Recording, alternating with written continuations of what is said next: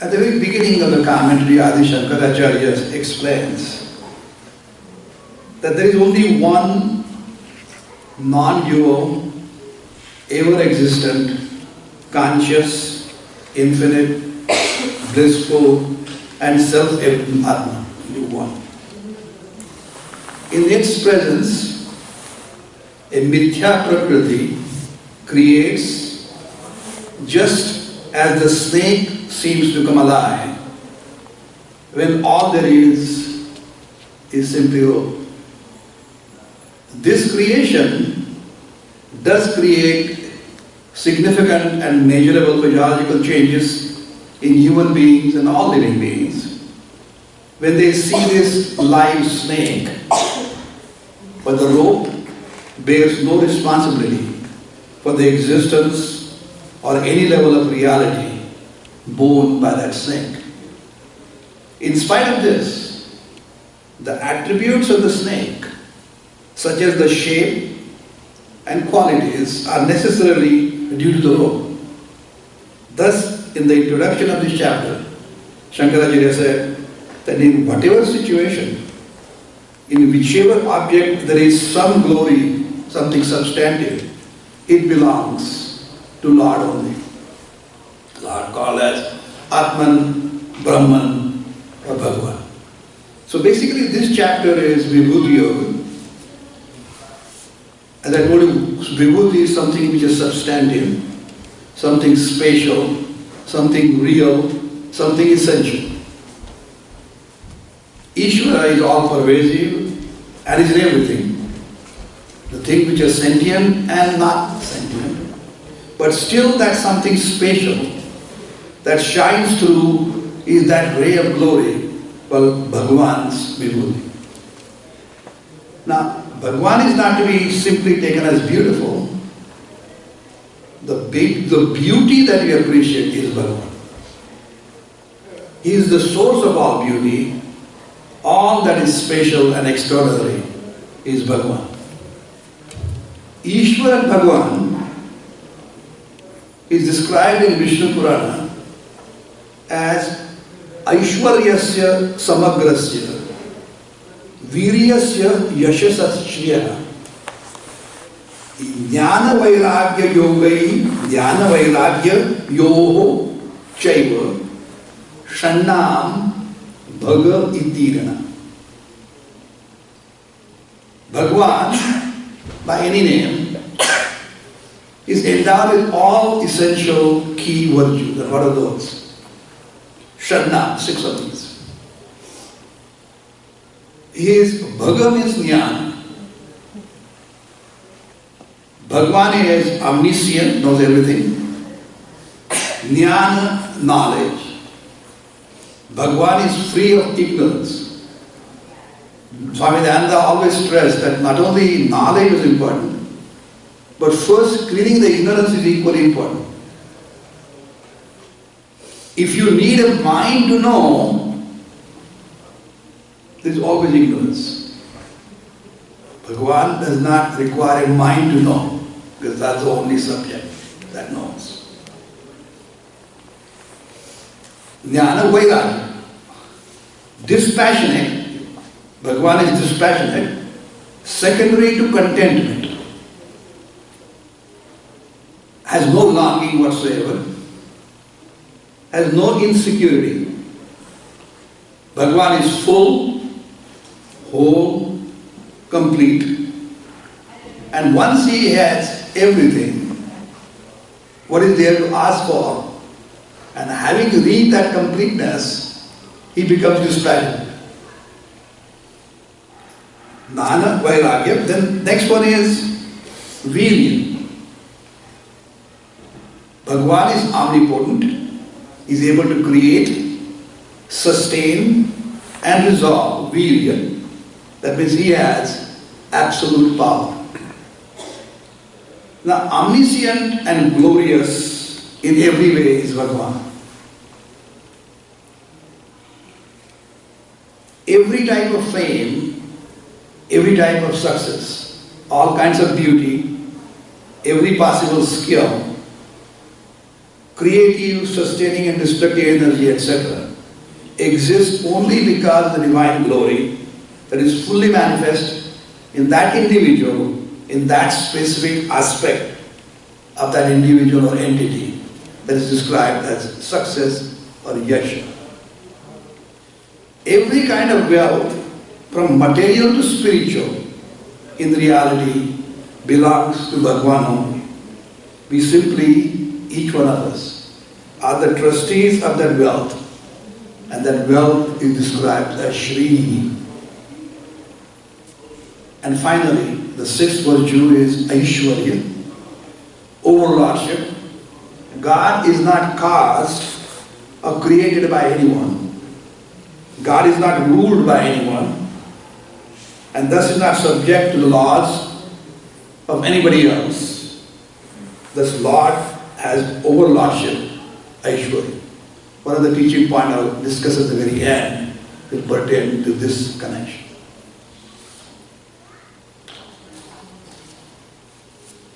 So, in the first several verses, Sri Krishna begins, that is first 11 verses. Initially I was going to sing Sanskrit, but I said that will become too much, too overbearing. So I'll say the quickest, simplest translation, so there would not be a break in thought process. Hey Arjuna, listen. Because you are dear to me, I'll tell you once again for your own benefit. Though I am their origin,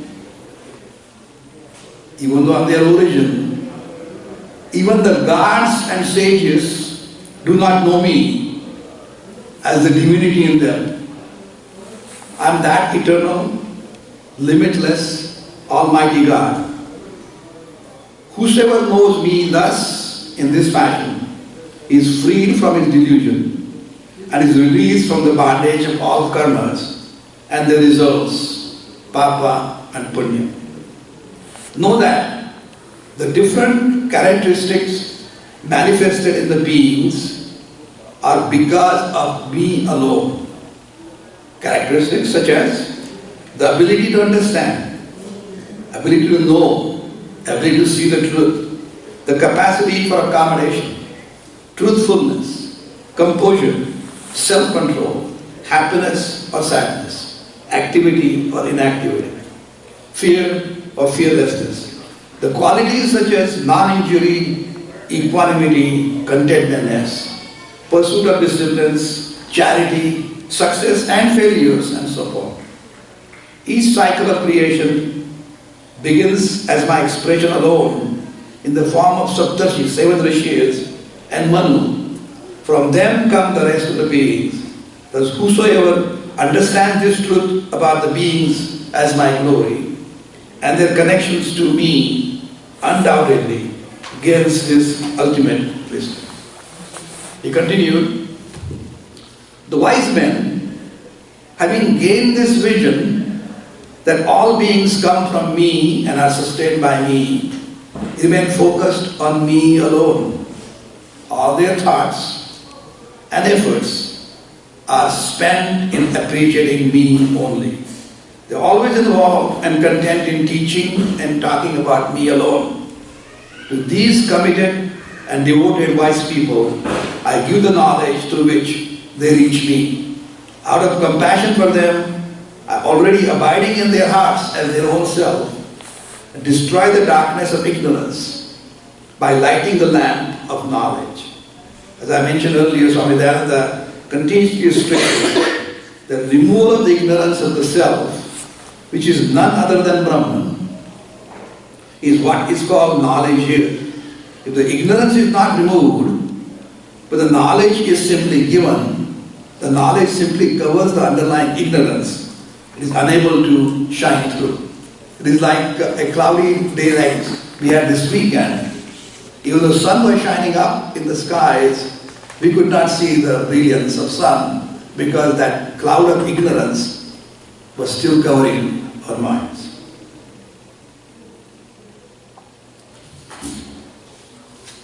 After listening to these first 11 verses, Arjuna says, yes, you are the limitless Brahman, the light of all lights, the most purifying.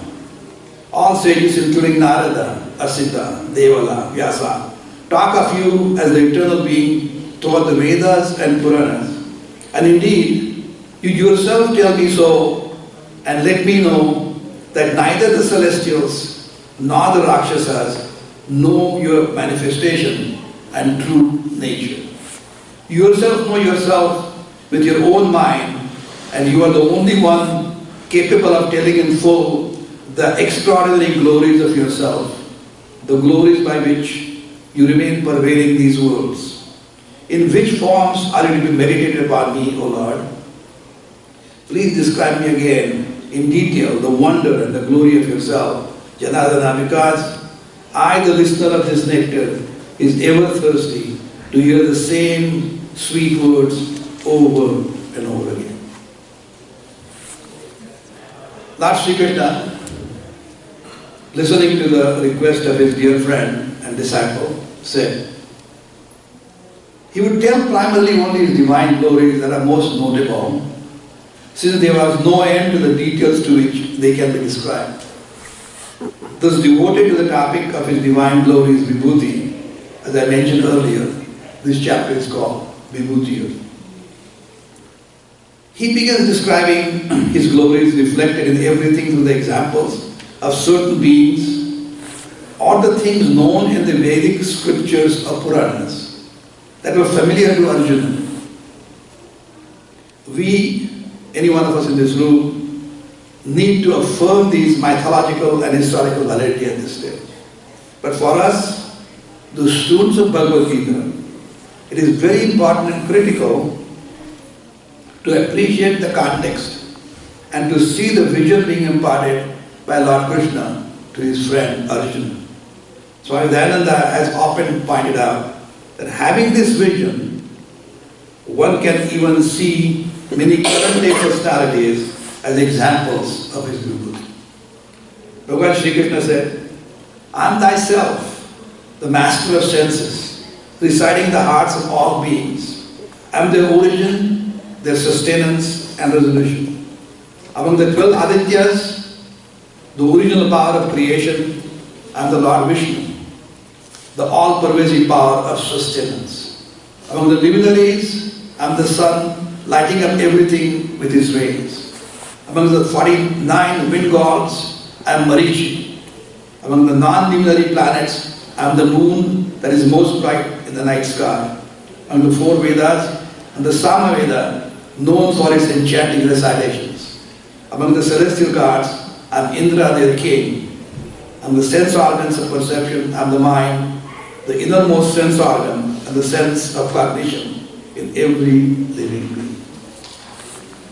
He continued, among the 11 Rudras, the original power of resolution, I am Lord Shankara, the one who destroys ignorance.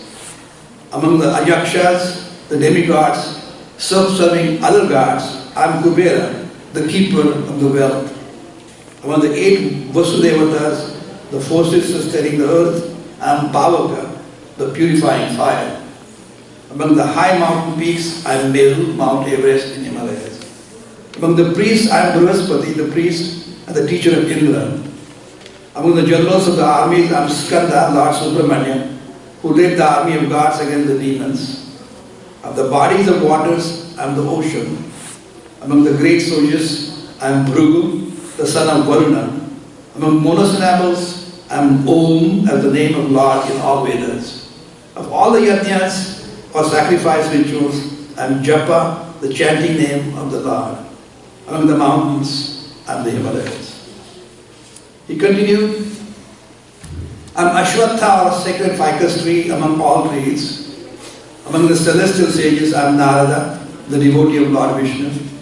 Among Gandharvas, I am the Chittadhara, and among the Siddhas, I am the sage Kapila, the only son of Devahuti and Kardama, who was self-initiated in Brahma Vidya as a young boy and liberated his own mother by becoming her teacher. Among the horses, I am Ucheshwara, and among the elephants, I am Airavata, both born of churning of the ocean for nectar, Samudra Manthan. And I am the king, the ruler among the people. Among the weapons I am Vajra, the most invincible weapon of Indra. Among the cows I am the wish-fulfilling Kamadhenu. I am Kandarpa, the god of love, who is the cause of progeny. Among the poisonous snakes I am Vasuki. I am Ananta, among the many-headed snakes. Varuna among the gods of water. Aryama among the ancestors. And among those who enforce the discipline, I am the Lord Yama.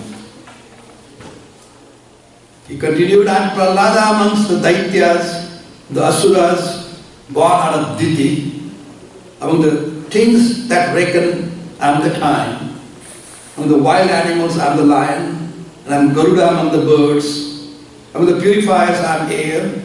I am Brahma among those who wear weapons. Among the fish, I am the shark. Among the rivers, I am the Ganges. I am indeed the beginning, the middle, and the end of creations. Among the disciplines of knowledge, and the knowledge of the self, of those who discuss, and the discussion that leads to truth. Among the letters, I am the foremost letter and I am the Dvandva among the compounds of Sanskrit grammar, Dvandva, balance. I am indeed the perennially eternal time. I am the giver of karma phala, who is all pervasive. I am the death that takes away everything. I am the cause of prosperity of those yet to be. Among the feminine words, I am fame, wealth, speech, memory, intelligence, fortitude, and equanimity. So too, I am the Bruhat Sama among the Samas, Gayatri among the meters, Margashirja among the months, and the spring among the seasons. I am the game of dice among the things that deceive. I am the brilliance of the brilliant. I am the victory of the victorious. I am the clarity in thinking of those who have clarity. Of those whose predominant nature is Sattva and the Sattva Guna, contemplative disposition. Among the Yadavas, I am Krishna. Among the Pandavas, I am Arjuna. Among the seers, I am Vyasa. Among the sages, the preceptor Krishna. I am the discipline of those who enforce discipline. I am justice of those who want success. I am silence among the secrets, and of those who have knowledge, and that knowledge.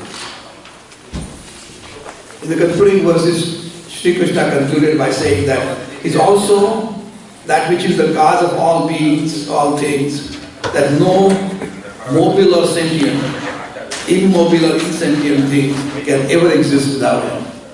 Thus he recounts his glories in various states. He characterizes them as the very sense that makes them what they are. There is no end to which his divine glories can be counted. Swami Dayananda has stressed in his commentaries all the 6 vibhutis that we discussed at the very beginning of the discussion.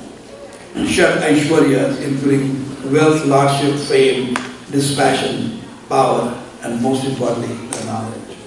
He assures Arjuna that whatever existent thing there is reveals something of value or capacity born of just a minute part of his body, since his nature as Atma, Paramatma, is infinite.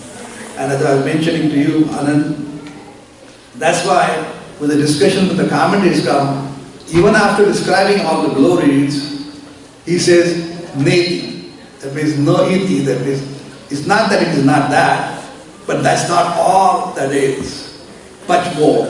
Because he finally says, the last verse of this chapter, Athava bahunaitena, kinyatena tavarjanam, Vishtabhya hamidam kusnam, ekamshena sthitojana.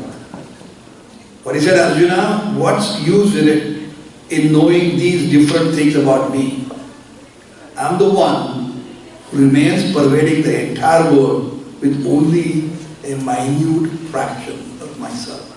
So ekamshena, that means this is just a minute part of the Brahman. And that's how the 10th chapter concludes. I mean, I can sing the chapter because every word has a very powerful meaning, but I would like to stop at that stage and open up for discussion.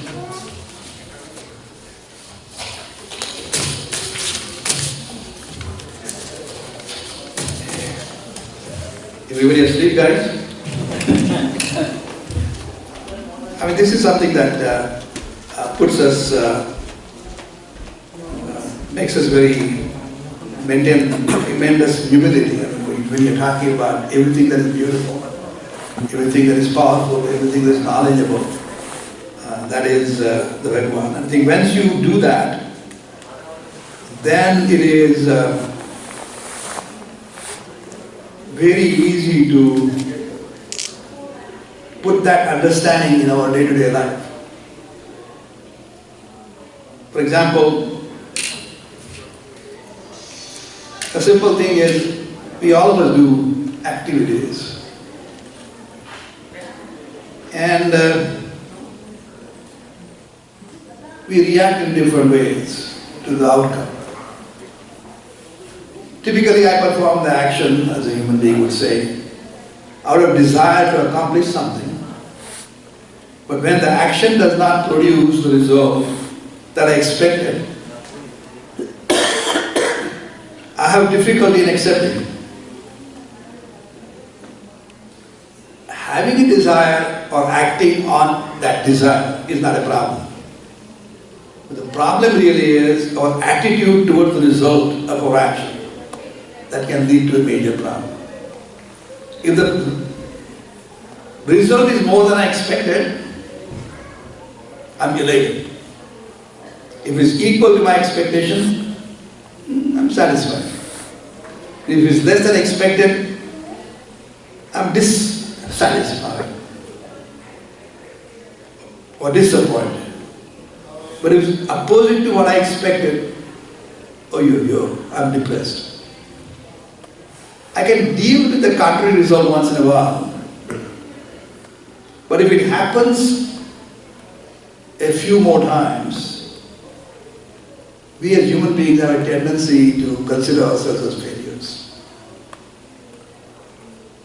And therefore, mathematical formula is wrong. People falsely accuse desire is the problem. In reality, our attitude towards the result of that action is the real problem. If I accept the result with the proper attitude, then the desire does not cause any problem. Last weekend, I remember, I don't know if you understand, Shrikanta told us, your choice is in action only. Karmani eva te adhikara. Never in the results. Phaleshu kadachana ma. Do not think that you are the author of the results of action. Karma phala hetu hu ma. Let your attachment not to inaction. Let your attachment not to the inaction. Asango astu akarmani mate. You know how to stop acting. The laws of physics or bioenergy control the movement of my hand. The laws of psychology control my emotional state. I have poor subject that psychology. Similarly, my actions produce results according to the laws of Bhagavan. It is often mistakenly thought that one should not expect result while performing actions. As the Bharata in Sanskrit said, Prayodam anudishya mandaha api na pravartate. Even the dull-witted individual performs action expecting results. Buddha bhi manda. You have to have some expectation. So we have to have expectation. But expecting a specific outcome or result is the problem. We have to remember that Bhagavan gives us results. Let's see. This world is well designed. Bhagavan was the architect. All beings are equipped for survival. Like fishes have gills and we have nostrils. Sometimes they plug, but we do have nostrils. Every object in this world has a place in the scheme of things, intelligently put together and each object is further reducible into its constituents. My shirt that I'm wearing, I wear made up of cloth. The cloth is made up of fibers. Every fiber is made up of several molecules. Every molecule comes out of many atoms, and so on. Thus, this world being put together is a creation. Is there a cause for this intelligent creation? Is there a creator? Yes, absolutely yes.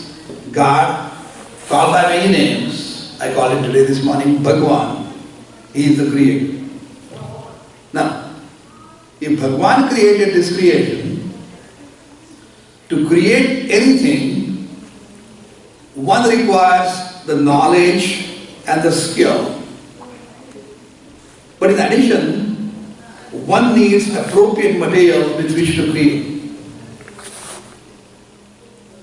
Without the appropriate clay, the potter cannot make clay gods. These material gods of creation cannot be different from the efficient or the intelligent gods, the creator. Okay, if it were, someone else must have created the material. This someone then must be the new creator. Where did this creator find the material? Thus we face the logical absurdity of infinite regress mathematically if we continue this line of reasoning. Therefore, the efficient cause also has to be the material cause out of which the world is created. Thus, Lord is the efficient cause and also the material cause of creation. And actually this is the teaching that we hear in Vedas, and of course Vedas, Brahma Sutras, Gita, Upanishad, these are the Prasthanti. Every creation is non-separate from its material. Thus everything in the world is God, Bhagwan. The laws of this world is Bhagwan. The sense object, or body and mind, is also Bhagwan.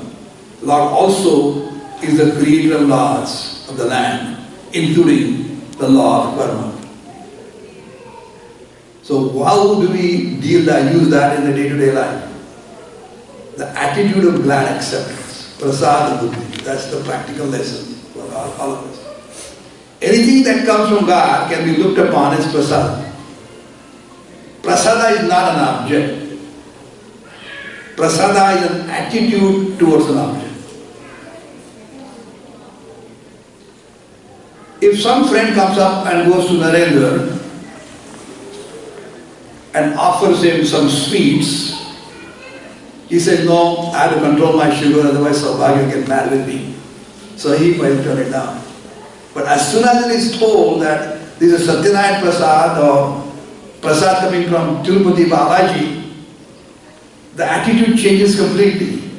He accepts that with great gratitude, enjoys it, but makes sure that he doesn't eat too much of it afterwards. He balances it out that way. But again, that's a prasada buddhi, the attitude for that. You accept that as a devotee. Exactly the same attitude one must exhibit when the outcome of any desire prompted action each one of us undertaken. Just as Lord Sri Krishna said, our choice is in the selection of our action only, never in the results that come out. It is a lot to give because Lord knows best. I didn't say Father knows best, Lord knows best. In the long run, He has His scheme of things to bring out what is best in each one of us. As a matter of fact, each one of us can close our eyes, look back at our lives, and all of us have lived more than one day now. And I can tell you from my own personal experience, that is the fact, that the so-called bad or unexpected results in our lives were indeed in the best interest for us in the long run. At that particular time, we were upset. We were not happy. We were not happy camers. But when you look back, many of the changes that have happened in our lives, they are in the best interest. Because we are subjective, we are too close to the things when they are happening. But again, if you take with an attitude of a devotee as a prasada, because God knows the laws of karmas, He is the lawmaker, then that change in the attitude will make our life easy to live, happy to live. I think that's the message we can take for today.